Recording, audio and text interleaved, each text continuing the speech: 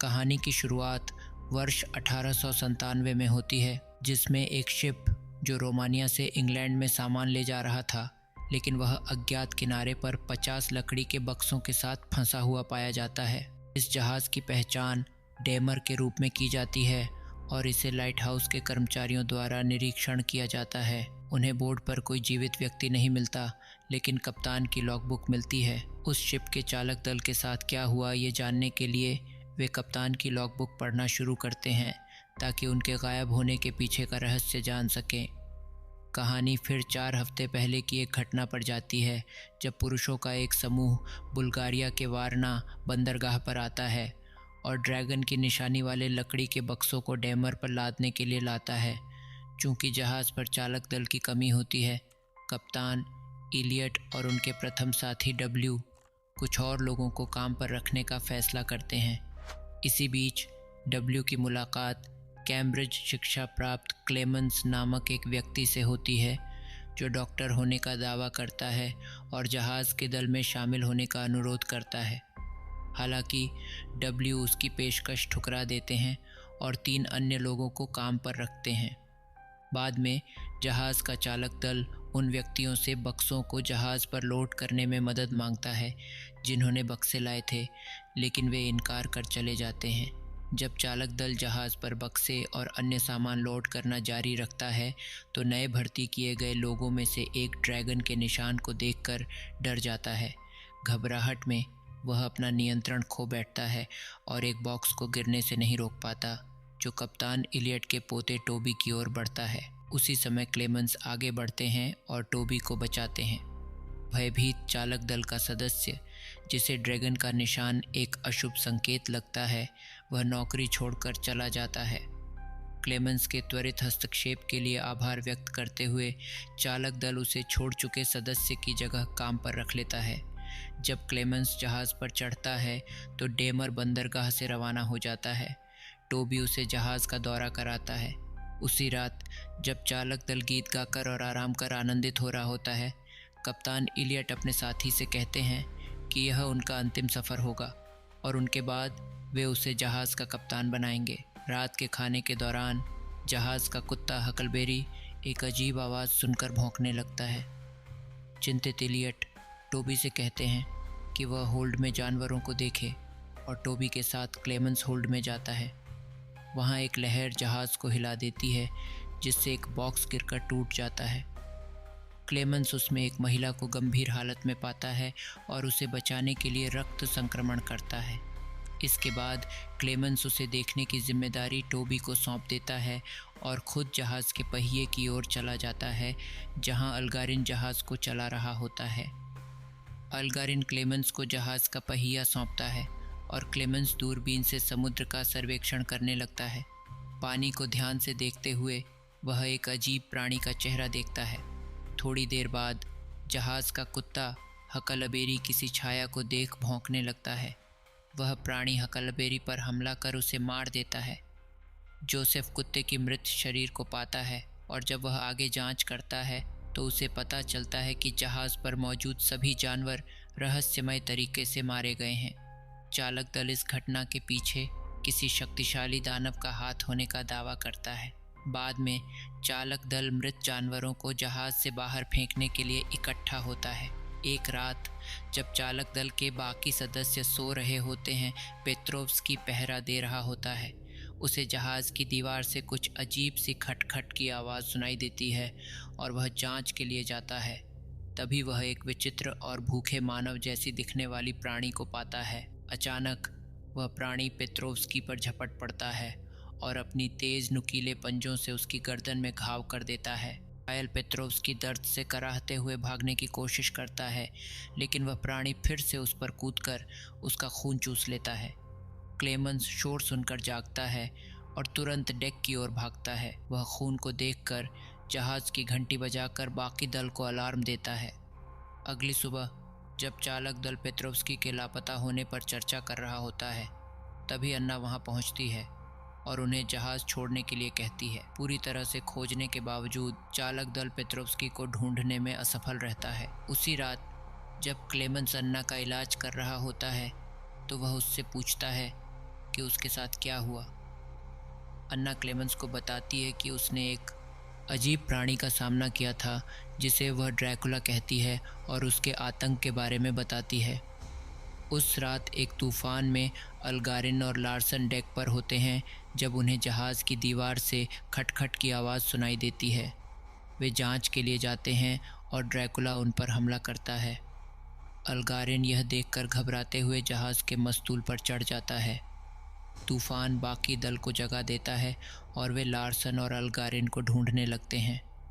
अंततः वे अलगारिन को ढूंढ लेते हैं और क्लेमेंस उसके घावों का इलाज करता है जो किसी के काटने के निशान जैसे होते हैं। अब चालक दल पूरी तरह से डर गया है और वे अपने आप को हथियारों से लैस कर लेते हैं और जहाज़ पर एक गहन खोज शुरू करते हैं। इस अज्ञात खतरे से निपटने के लिए तैयार होते हैं। इस खोज के दौरान कप्तान इलियट भी चालक दल में शामिल हो जाता है, लेकिन वह टोबी को अपनी केबिन में रहने के लिए कहता है और उसे अगर ज़रूरत हो तो खटखटाने के लिए कहता है। जब टोबी केबिन में एक अजीब सी आवाज़ सुनता है तो वह जांच करने के लिए बाहर निकलता है और उसे अलगारिन का विकृत रूप दिखाई देता है। वह डर के मारे वापस भागकर केबिन का दरवाज़ा बंद कर देता है। अलगारिन दरवाजे पर ज़ोर से सिर मारना शुरू करता है और टोबी डर से कांपते हुए बिस्तर के नीचे छुप जाता है। इसी बीच क्लेमेंस और बाकी दल जहाज़ की दीवार से आ रही आवाज़ सुनते हैं। जब अलगारिन कुछ समय के लिए दरवाजे को तोड़ने की कोशिश करना बंद करता है तो टोबी बिस्तर के नीचे से बाहर आता है। उसी क्षण क्लेमेंस और बाकी चालक दल कप्तान के क्वार्टर में पहुंचते हैं, लेकिन तभी अलगारिन उन पर हमला कर देता है। कप्तान इलियट दौड़कर दरवाजे पर पहुंचता है और टोबी को दरवाज़ा खोलने के लिए कहता है। टोबी थोड़ी देर हिचकिचाता है, लेकिन तभी वह केबिन में ड्रैकुला को देख लेता है। जैसे ही ड्रैकुला टोबी पर हमला करने वाला होता है, क्लेमेंस और इलियट दरवाजे पर पहुंच जाते हैं और दोनों ड्रैकुला की एक झलक पाते हैं। चालक दल दरवाज़ा तोड़कर अंदर घुसता है, लेकिन तब तक टोबी बेहोश पड़ा होता है और उसकी गर्दन पर काटने के निशान होते हैं। बाद में अलगारिन को जहाज़ के मस्तूल से बांध दिया जाता है। जब चालक दल उससे बात कर रहा होता है तो सूरज की रोशनी अलगारिन के शरीर पर पड़ती है, जिससे वह जलकर राख में बदल जाता है। उसी रात पहरेदारी की जिम्मेदारी अब्राहम को दी जाती है। जब वह डेक की पहरेदारी कर रहा होता है, जोसेफ उस पर हमला करता है और लाइफ बोट में बैठकर जहाज़ छोड़कर भाग जाता है। इस बीच अन्ना और क्लेमेंस ड्रैकुला को ढूंढने के लिए कार्गो होल्ड में बक्सों की जांच करते हैं। उन्हें हर बॉक्स में मिट्टी मिलती है, लेकिन एक बॉक्स में उन्हें ड्रैकुला का काला बेंत मिलता है। जोसेफ के लाइफ बोट से कूदते ही वह अचानक एक बड़े पक्षी जैसे प्राणी को उड़ते हुए देखता है। वह प्राणी ड्रैकुला होता है, जो नीचे आकर जोसेफ पर हमला कर देता है। कुछ समय बाद अब्राहम जहाज़ की घंटी बजाता है और चालक दल को डेक पर बुलाता है। सभी लोग समुद्र में बहती जोसेफ की खाली लाइफ बोट को देखते हैं। अगली सुबह जब वे टोबी के शरीर को समुद्र में दफनाने की तैयारी कर रहे होते हैं, कप्तान इलियट आता है और कहता है कि उसने टोबी को हिलते हुए देखा। वह टोबी के चेहरे से कपड़ा हटाता है और अचानक टोबी उठकर इलियट को पकड़ लेता है। उसी समय सूरज की रोशनी टोबी के शरीर पर पड़ती है, जिससे वह जलने लगता है और इलियट का चेहरा भी झुलस जाता है। अफरा तफरी के बीच डब्ल्यू और क्लेमेंस मिलकर टोबी को जलते हुए समुद्र में फेंक देते हैं। बाद में इलियट और बाकी चालक दल ड्रैकुला को मारने की योजना बनाते हैं। अन्ना कहती है कि उन्हें ड्रैकुला के साथ जहाज़ को भी डुबो देना चाहिए, लेकिन डब्ल्यू इसका विरोध करता है। अंततः क्लेमेंस के समझाने पर वह भी इस योजना से सहमत हो जाता है। बाद में क्लेमेंस इलियट के केबिन में योजना पर चर्चा करने जाता है, लेकिन इलियट उस पर बंदूक तान देता है। हालांकि अन्ना के आने पर इलियट उसे गोली मारने से रुक जाता है।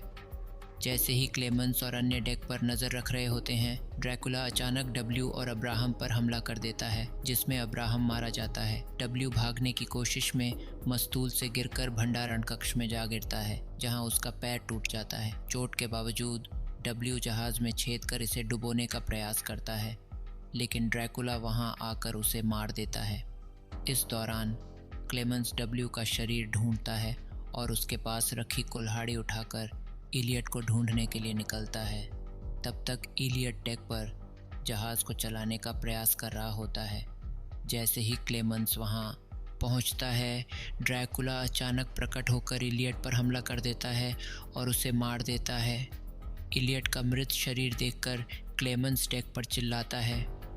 ड्रैकुला फिर से क्लेमेंस पर हमला करता है और उसे मारने की कोशिश करता है, लेकिन अन्ना वहां आकर ड्रैकुला पर गोली चलाती है, जिससे वह क्लेमेंस को छोड़ देता है।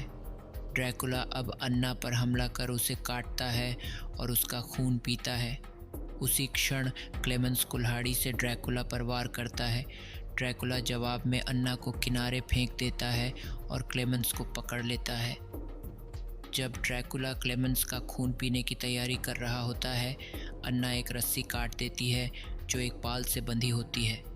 रस्सी के कटने और तूफानी हवाओं के कारण पाल खुलकर ड्रैकुला को मस्तूल और पाल के बीच में जकड़ देता है।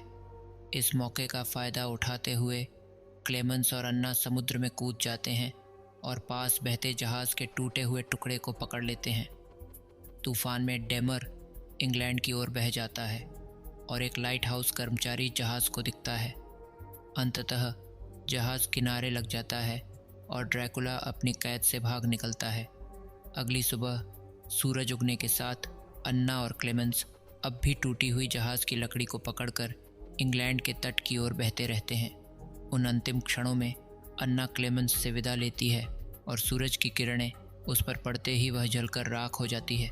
बाद में क्लेमेंस इंग्लैंड पहुंचता है और लंदन के एक बार में जाकर वेट्रेस से कारफैक्स मैंशन का पता पूछता है। वह एक मेज़ पर बैठकर अन्ना का स्केच बनाता है। तभी वह अचानक ड्रैकुला की एक झलक देखता है और तुरंत उसका पीछा करता है, लेकिन ये रहस्य अनसुलझा रह जाता है। तो दोस्तों, कहानी कैसी लगी कमेंट करके ज़रूर बताएं। अगर आप किसी टॉपिक पर वीडियो चाहते हैं तो प्लीज़ मुझे बताएं, मैं उस टॉपिक पर वीडियो लाने की कोशिश करूँगा। तब तक के लिए अलविदा एंड टेक केयर। जय श्री राधे।